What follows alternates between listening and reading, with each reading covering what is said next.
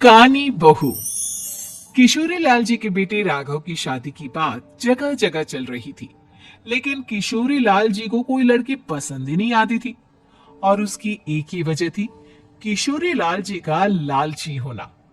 उनको लड़के वालों से मोटा दहेज चाहिए था, और इसी चक्कर में एक दिन वो एक बहुत पैसे वाले के घर अपने बेटे का रिश्ता लेकर पहुंचे। उस आदमी का नाम था ओम प्रकाश। देखिए किशोरी लाल जी, मेरी एक ही बेटी है और मेरी सारी संपत्ति जायदाद सब कुछ मेरी बेटी नैना का ही है। पापा, नाम से लगता है बहुत खूबसूरत होगी। कितना अच्छा नाम है ना, नैना। हाँ, वैसे बात तो सही है आपकी। अब इतना पैसा है, जमीन जायदाद है, इकलौती बेटी, आप भी क्या करेंगे? सब कुछ उसे ही देंगे ना। बिल्कुल ठीक पहचाना आपने। बस बेटी की शादी और सारी जायदाद उसके नाम। पापा, बिना देखे हाँ कर दीजिए ना। इतना अच्छा रिश्ता फिर कहाँ मिलेगा? माला माल हो जाएंगे हम। मैं अपनी बेटी को बुलाता हूँ। अरे नहीं नहीं नहीं नहीं, आपकी बेटी का नाम नैना है, सुनकर ही लगता है बहुत सुंदर होगी। रहने दीजिए अंकल, मैं तो आपकी बेटी के नाम से इतना खुश हो गया हूँ कि उसे बिना देखे शादी करने को तैयार हूँ। अब तो मैं उसका चेहरा सीधे शादी के बाद ही देखूंगा। और इस तरह राघव नैना का चेहरा नहीं देखता और उससे शादी कर लेता है। शादी के बाद अपनी सुहाग रात पर जब राघव नैना का घूंघट उठाकर देखता है तो नैना की आंखें बंद थी। कितनी खूबसूरत हो तुम नैना। जरा अपनी आंखें खोलकर मेरी तरफ देखो तो सही। नहीं, मुझे शर्म आती है। अरे, मैंने तुम्हें शादी से पहले भी नहीं देखा, और अब अगर तुम आंखें खोलकर मुझे देखोगी भी नहीं तो मुझे अच्छा कैसे लगेगा? इससे पहले कि नैना अपनी आंखें खोलकर राघव की तरफ देखती, अचानक से लाइट चली गई और राघव नैना को पूरी तरह से देख भी नहीं पाया। अगली सुबह नैना राघव के लिए नाश्ता बनाकर लेकर आई। अरे ये क्या? आधा पराठा सेका हुआ है और आधा बिल्कुल कच्चा। ये तुमने क्या किया नैना?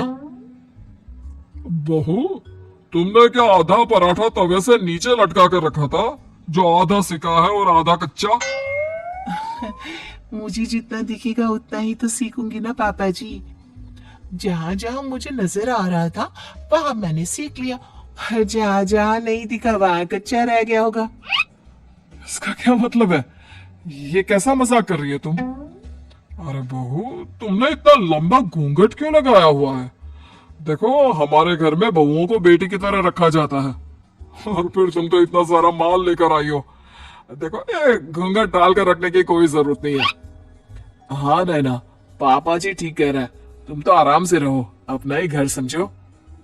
नैना अचानक से अपना घूंघट उठा लेती है। अरे ये क्या पापा, नैना की तो एक आंख फूटी हुई है। नाम से नैना, लेकिन ये तो कानी बहू निकली। मेरे साथ धोखा हुआ है, धोखा। बिना दिखाए अपनी कहानी लड़की मेरे संग ब्याह दी। मुझे कहानी भी नहीं चाहिए। मुझे अभी ओम प्रकाश जी से बात करनी पड़ेगी। आखिर उन्होंने मेरे साथ ऐसा किया क्यों?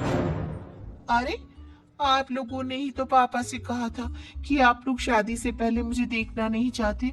अब मेरे पापा पर क्यों इल्जाम लगा रहे हैं? अरे लेकिन उन्हें बताना तो चाहिए था ना कि तुम कहानी हो, एक आंख से तुम्हें दिखाई नहीं देता। किशोरी लाल और राघव नाराज होकर ओम प्रकाश को अपने घर बुलाते हैं। पापा जी, ये आपने क्या किया? शादी से पहले बताया क्यों नहीं कि नैना की आंखों में परेशानी है? अरे आप ही ने तो लड़की देखने से मना कर दिया था। और लेकिन आप बता तो सकते थे। आपको तो हमारी बेटी की प्रॉपर्टी चाहिए थी, वो भी पूरी की पूरी। अब क्या हुआ अगर उसे आधा दिखाई देता है? प्रॉपर्टी तो आपको पूरी मिल गई ना। अरे ये क्या बात हुई? मेरी शादी प्रॉपर्टी से नहीं, आपकी बेटी से हुई है। अब ये तो पहले सोचना चाहिए था। तब तो मेरी प्रॉपर्टी देखकर तुम्हारी जुबान लपलपा रही थी। लेकिन मैं कानी लड़की को अपनी बीवी बनाकर नहीं रख सकता। पापा कुछ करिए ना आप। हाँ करता हूँ। देखिए ओम प्रकाश जी, आप हमारे साथ ऐसा नहीं कर सकते। और तुम देखो, अगर तुमने मेरी बेटी से शादी तोड़ी ना, तो जो भी प्रॉपर्टी मैंने तुम्हें दी है वो तो पूरी की पूरी वापस ले लूंगा, और आधी प्रॉपर्टी तुम्हारी भी लूंगा। अरे मेरी आधी प्रॉपर्टी भला क्यों लेंगे आप? इसलिए क्योंकि मेरी बेटी को आधा नजर आता है, और उसकी नजर अभी तक तुम्हारी आधी जायदाद पर ही पड़ी है। अब तुम उसे घर से निकालोगे तो कुछ तो लेकर जाएगी ना। और अगर हम आपकी बेटी को अपने घर की बहू बनाकर रखे तो? तो तुम्हारी पूरी प्रॉपर्टी तुम्हारी ही रहेगी, और जो मैंने तुम्हें दिया है ना, उसमें से बस मैं आधा लेकर जाऊंगा। अरे लेकिन अब आप अपनी दी हुई प्रॉपर्टी में से आधी वापस क्यों लेकर जाएंगे? अगर मैं आपकी बेटी को अपनी पत्नी बनाकर रखने को तैयार हूं तो? इसलिए ताकि भविष्य में अगर तुम मेरी बेटी को धोखा दो तो उसके पास कुछ तो रहे जो पति का हो। वैसे मेरे पास तो बहुत कुछ है, लेकिन अपने पति की कोई निशानी तो उसके पास होनी चाहिए ना। अब अगर तुमने मेरी बेटी को कहानी कहा तो तुम्हें प्रॉपर्टी भी कहानी ही मिलेगी, पूरी नहीं। जमाए राजा। किशोरी लाल और राघव समझ चुके थे कि वो बुरी तरह फंस चुके हैं और अब उनके पास वहां से निकलने का कोई चारा नहीं है। अब समझ में आया ना, लालच बुरी बला होती है। एक तो तुम्हें प्रॉपर्टी मिली, ऊपर से बीवी मिली, उसमें तुम्हें नखरे भी दिखाने हैं।